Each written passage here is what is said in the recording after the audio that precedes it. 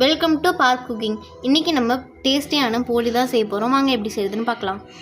2 cup மைதா மாவு எடுத்திருக்கேன். 2 cup மைதா மாவுக்கு 2 டீஸ்பூன் மஞ்சத்தூள் ஆட் பண்ணிவிட்டு கொஞ்சமாக உப்பு சேர்த்துட்டு எல்லாத்தையுமே நல்லா மிக்ஸ் பண்ணி விட்டுடலாம். மிக்ஸ் பண்ணி விட்டுட்டு மேலே எண்ணெய் ஊற்றி எல்லாத்தையுமே நல்லா தடவி 4 மணி நேரம் ஊற விட்டுருங்க. 1 கப்பு கடலை பருப்பு எடுத்துகிட்டு தண்ணியில் வாஷ் பண்ணி நல்லா ஊற விட்டுக்கிறேன். இது ஒரு அரை மணி நேரம் கிட்ட நல்லா ஊற விட்டுருங்க. இதை நம்ம ஊற வச்சுக்க கடலை பருப்பை 3லேருந்து 4 விசில் வரைக்கும் விட்டு இறக்கிக்கலாம். எங்ககிட்ட சின்ன வெல்லமாக இருந்துச்சு, ஸோ 5 வெல்லத்தை நல்லா மசிச்சு இந்த மாதிரி வச்சுக்கலாம். 1 கப்பு தேங்காய் பூவை நல்லா திருவி வச்சுக்கலாம்.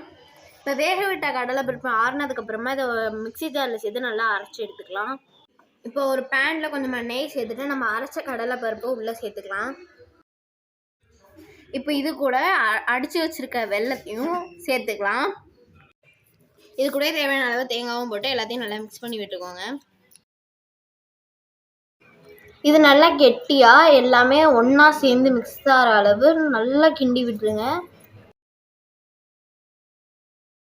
ஒரு வாழையில எடுத்துட்டு அதில் நம்ம ஊற வச்சுருக்க மாவு கொஞ்சமாக வச்சுட்டு அதை தேய்ச்சிட்டு அதுக்கு மேலே நம்மளோட பூர்ணத்தையும் வச்சுட்டு இப்போ இது எல்லாத்தையுமே நான் வீடியோவில் பண்ணுற மாதிரி பண்ணிக்கோங்க. இப்போ இதை பண்ணிவிட்டு நல்லா தேய்ச்சி வச்சுக்கலாம்.